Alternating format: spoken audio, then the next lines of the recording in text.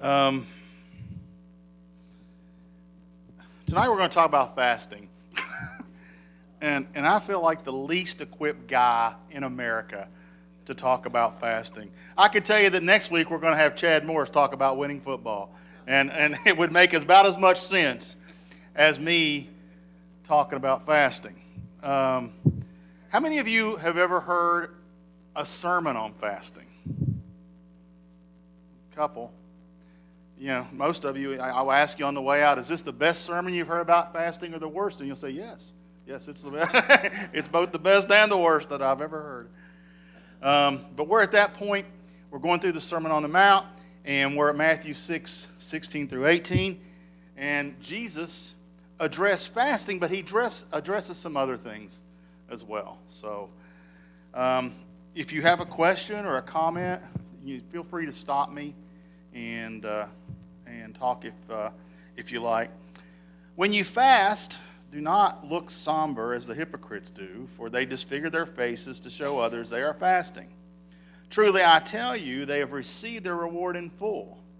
But when you fast, and put oil on your head and wash your face, so that it will not be obvious to others that you are fasting, but only to your Father who is unseen. And your Father who sees what is done in secret will reward you. Fasting was a common religious act among the Jews, but you go back through the Old Testament. How many? There was one fast a year really required by the Old Testament, and if you've got some free time this week, and you want to do some really headsy reading, you can read Leviticus 23, and that will be where you'll find the text on fasting. The Jews themselves, the Jewish leaders, added other days to fast, but this is the one that you'll find that God has kind of set aside. Fasting, in its context and by very definition, means to abstain totally from food for a given amount of time for religious reasons. I'm going to ask a very personal question, and if you don't want to answer it, you don't have to. Has anybody here ever fasted for a time? You've skipped lunch before? I did that once. It was the worst 6 hours of my life. Anybody else? Somebody else had their hand up. Was you, Barry? Can you care to share the circumstances of why? You don't want to share it? What about you, Tommy? Okay. So you had to fast, right? Well, I've done that.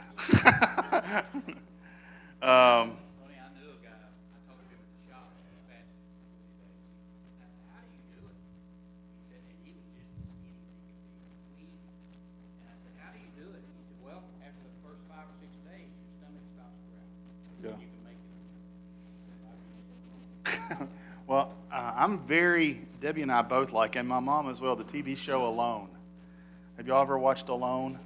Where they drop 12 people off in the middle of nowhere, and they take 10 things with them, and you just try to outlast everybody else. And, I mean, although they do catch a few fish every once in a while, and one guy actually got an elk or a moose or something on one of the, and I mean, mostly it's a starve fest is what it is. And who can do the best at starving? In this season, there is a young man, I'm going to say he's probably in his mid-20s, who I've kind of identified with because he started out looking a lot like me. He was probably, 280, 285. They're 66 days into Alone right now, and he's lost 75 pounds because he's basically starving. He's fasting. Jesus does not command or condemn fasting in these three verses. He only talks about why you do it. What is the motivation? And there's so many times when you tear apart what Jesus is saying and you pull away all the layers, and what you'll find in the middle is motives. What is your motivation for doing what you're doing? Jesus is saying that hypocrites fast to be seen by man. Hey, look at me. Look what I'm doing. Look how pious I am. Look how religious I am that I'm doing this fast. And Jesus says that, whatever praise they get on here on earth, that's going to be pretty much what their reward is. He says that if you're fasting, don't look like you're fasting. Wash your face. Put oil on your face, Don't tell people that you're fasting. And then your reward will be different. Jesus will go on to talk about treasure and rewards next Sunday, and we'll talk a little more about that. Or actually, Jake will talk a little more about that. This hypocrisy was to pretend to have this deep devotion to God when in reality all they were doing was wanting the praise of men. And, we've all been around it long enough to know that you don't have to fast to do that, do you? That could apply to a lot of aspects of our spirituality and religious life. Fasting here is mentioned in this text. It's a voluntary abstinence from food as a religious exercise.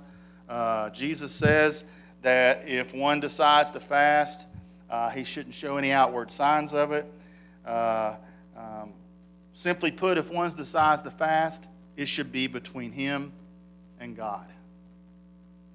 And that's, having said all that, can you think, I've already asked you how many of you have fasted, and not very many. Can you think of any benefits that you would get from fasting? Anything that you think would come from that? Yes, Ty.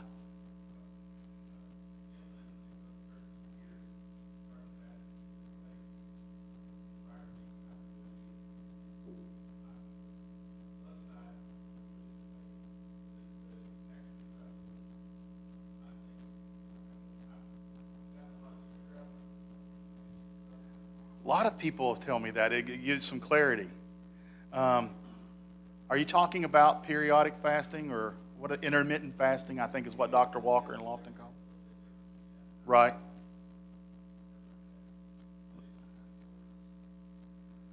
Well, that's pretty cool. Good luck with that. That's awesome.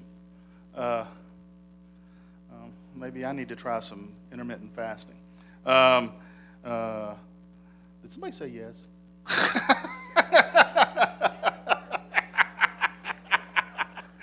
Yes, Tony, you should try some intermittent fasting.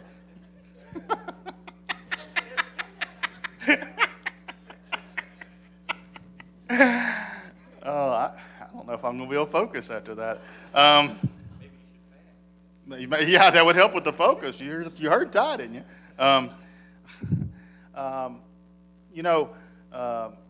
It's not to seek or impress men, but to seek a pure heart before God, to have that hyper focus with God. With the passing of the Day of Atonement, fasting is, I'm going to say, it's no longer a religious requirement. You notice we don't put on our church bulletins, okay, today we start fasting. There would be anything wrong with that. If it was voluntary and it was something that you either wanted to do or didn't do. But in my opinion, and there may be people that think different, I don't think Jesus commands his followers to fast. Nor does he forbid them from fasting, though. I don't want you to take the other implication either, that you would be forbid from fasting. But fasting to impress men, fasting to impress somebody about your religious things, that's always wrong. Fasting is an individual matter between the person who is fasting and God. And if one chooses to fast for spiritual reasons, I think Ty hit the nail on the head. It really provides focus. The longest I have fasted, if you're wondering, we had back when I was doing a lot of youth ministry at Hurricane, we had this thing in coordination with our camp at Howes Mill Christian, and it was called 30-Hour Fast. Does anybody, or 30-Hour Famine, does anybody ever remember that kind of sweep in the country in youth groups? They would encourage their kids not to eat for 30 hours. And since we were all going to be together in a weekend retreat anyway, we did it together.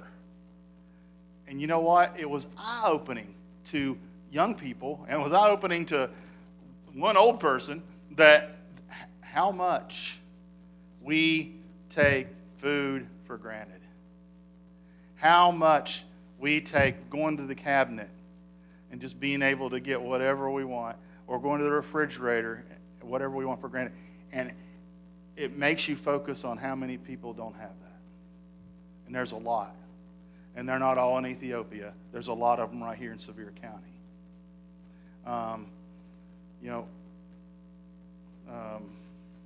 Here lately, our pantry numbers have been down a little bit. And there's different reasons for that. And I think right now people are getting more help than they may be accustomed to. But I think when that help ends, and I think we all know what I'm talking about, when that help ends, I think that need is going to come back with a vengeance. That need is going to be through the roof of people that are hungry. And we need to be there for them. That 30-hour famine, that was an eye-opener for me, but that is the extent of my fasting career. Sometimes people have to fast for medical reasons, as Tommy was talking about. And just because I tell you that fasting is voluntary and not required, you can't tell your doctor before your colonoscopy, my preacher said that I can't fast. I'm not going to write you a note that says that you can't fast. Acts 13, verse 2 is the last time fasting is mentioned in the New Testament.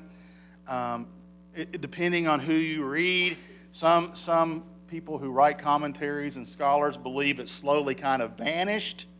And then some people believe that it was so common that it just wasn't mentioned. People were still fasting, but it just wasn't mentioned in later generations. But why did people fast in the Bible? You go through the Bible, and there's a lot of examples of fasting, and that's where we're going to spend the rest of our time tonight. Why did people fast in the Bible? And that may give us some insight on how it might benefit us. It may not be for you at all, or it may be exactly what you're looking for. Should I fast or not? These are 7 circumstances in the Bible in which believers sought God through this spiritual discipline called fasting. In Luke 4, Jesus fasts to prepare for ministry.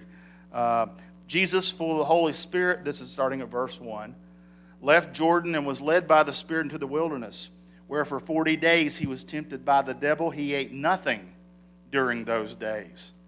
And at the end of them he was hungry. So the devil said to him, "If you are the Son of God, tell this stone to become bread." And Jesus answered, "It is written, man shall not live by bread alone." Jesus spends 40 days and 40 nights in the wilderness fasting and praying before being tempted by Satan. You kind of get the feeling that he needed that time. He needed that time to focus. He needed that time to prepare and to do what that he knew that he was put on earth to do. Acts 14:23, Paul and Barnabas fasted and prayed to seek God's wisdom before committing the elders to service of the church. Verse 23, Paul and Barnabas appointed elders for them in each church, and with prayer and fasting committed them to the Lord, in whom they had put their trust. Nehemiah fasted to show grief. Nehemiah 1, 3, and 4. Nehemiah mourned, fasted, and prayed when he learned that Jerusalem's walls had been broken down and leaving the Israelites vulnerable and disgraced. So, there's a lot of reasons to fast. But I think if you had to pick one, and it sees fasting and praying goes hand in hand. I'm not sure how, I know I can go 30 hours. I went 30 hours once. I could probably go 30 hours again. But I'm not sure how long I could fast without prayer. How long could you fast without prayer? How long could you fast without reflection? And be hypersensitive. Be razor's edge zeroed in on God and the way He takes care of us and the way He loves us and how blessed we are. Maybe I need to fast. Ezra fasted and prayed to seek deliverance and protection. Ezra declared a corporate fast in Ezra 8 and prayed for safe journey for the Israelites as they made the 900-mile trek from Jerusalem to Babylon. Verse 22 of Ezra 8 says, I was ashamed to ask the king for soldiers and horsemen to protect us from the enemies on the road, because we had told the king, the gracious hand of our God is on everyone who looks on him. But his great anger is against us all who forsake him. So we fasted and we petitioned our God about this, and He answered our prayer. The city of Nineveh, the whole city, corporately fasted and prayed to repent. After Jonah pronounced judgment against the city of Nineveh, the king covered himself with sackcloth and ashes and sat in the dust and ordered the people to do what? Pray and fast. Jonah 3:6-10 says, when Jonah's warning reached the king of Nineveh, he rose from his throne and took off his royal robes and covered himself with sackcloth and sat down in the dust. This is the proclamation he issued in Nineveh. By the decree of the king and his nobles, do not let the people, nor animals, nor herd, nor flocks taste anything. Do not let them eat or drink, but let the people and animals be covered with sackcloth, and let everyone call urgently on God. And let them give up their evil ways and their violence. Who knows? God may yet relent and with His compassion turn from the fierce anger, so we will not perish. When God saw what they had did and how they had turned from their evil ways, He relented and did not bring destruction on them as He had threatened. You know, you get the feeling that you have the common thread of prayer in fasting. You also have the common thread of repentance, the common thread of protection, the common thread of people who want to be focused on God. The Israelites fasted to gain victory. After losing 40,000 men in a battle 2 days earlier, the Israelites cried out to God to help. Judges 20:26 says, all the people went up to Bethel and sat weeping before God. They also fasted that day until evening. The next day, the Lord gave them a victory over the Benjaminites. Fasting for victory, fasting for a common goal. It seems like that anything worthwhile in a spiritual sense, fasting can help you get that accomplished. And then the last example I have this evening is Anna. Does anybody know who Anna is? Anyone? Anna fasted and prayed simply to worship God. Luke 2 tells the story of a 84-year-old lady named Anna. Verse 37 says she never left the temple but worshiped day and night, fasting and praying. Anna was devoted to God, and fasting was one of the ways that she expressed her love for God and her praise for God. And despite biblical examples all through Scripture, that many of which we touched on tonight, many Christians in 2021 are reluctant to fast. Now, I've already told you, I'm not preaching this lesson because I'm some kind of expert on fasting, right? So why don't people fast? That's a question out to you guys. Why don't they fast? Why don't more Christians fast? Habit? I think that's a good answer. What else?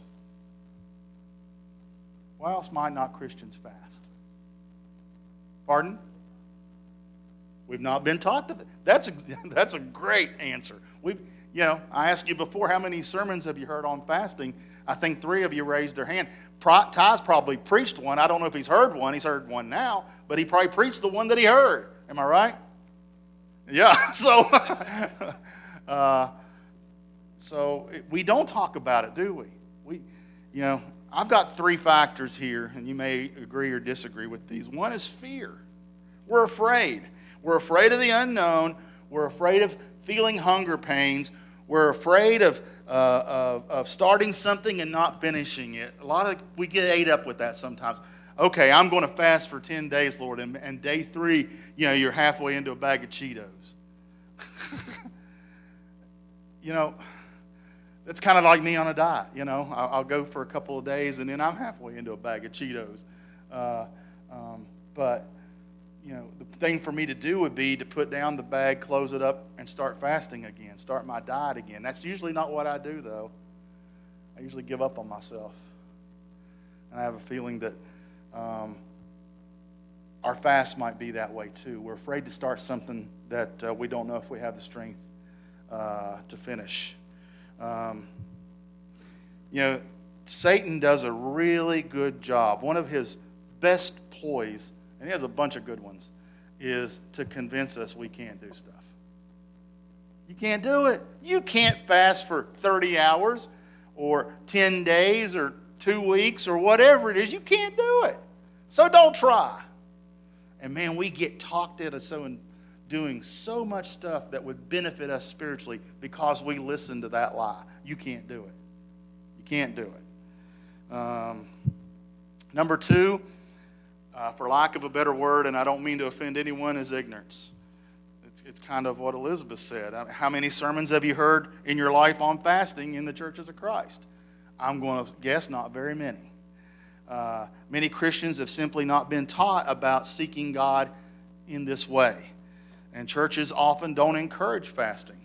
And in many cases, it's never mentioned from the pulpit. And I'm case in point. I've been preaching 20 years. This is really the first sermon I mentioned fasting because I preached on the Sermon on the Mount before, but totally devoted to fasting, this is the first sermon I've preached that's totally devoted to fasting.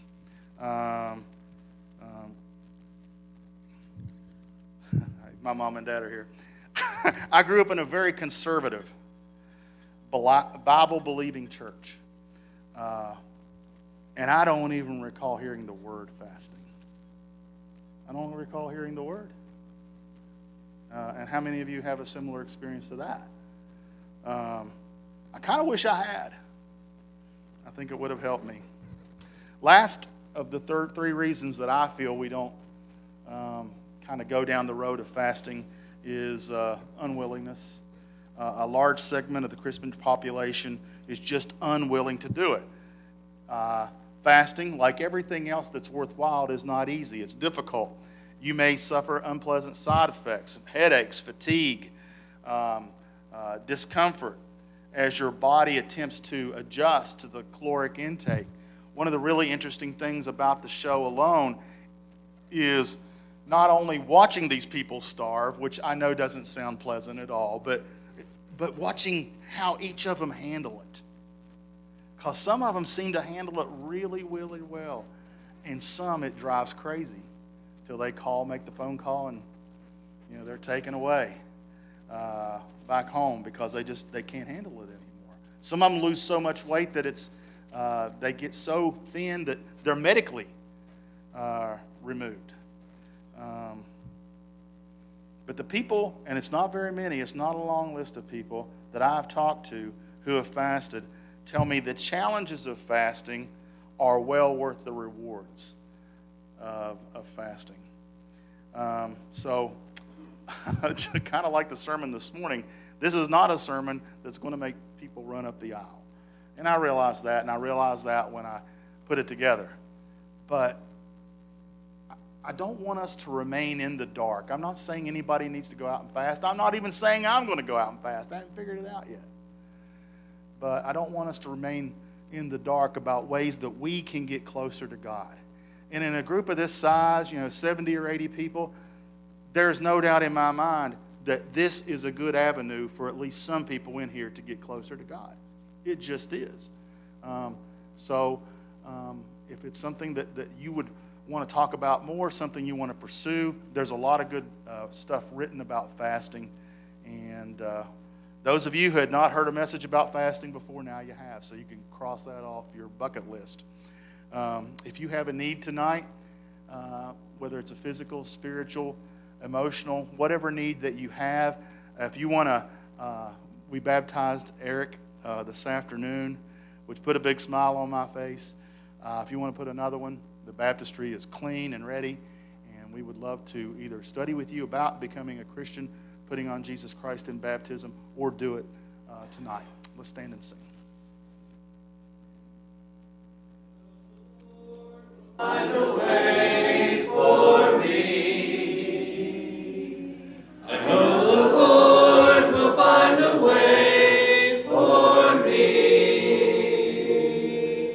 If I walk in heaven's light, shun the wrong and do the right, I know the Lord will find a way for me.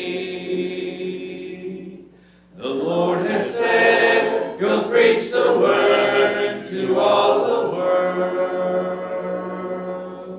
The Lord has said, you'll preach the word to all the world.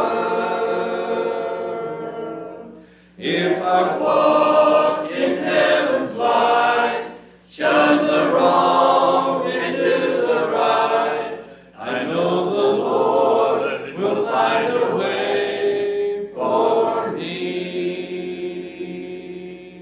Won't it be grand to hear him say, well done? Won't it be grand to hear him say, well done? If I walk in heaven's light, shun the wrong and do the right, won't it be grand to hear him say, well done? Thank you, Tony.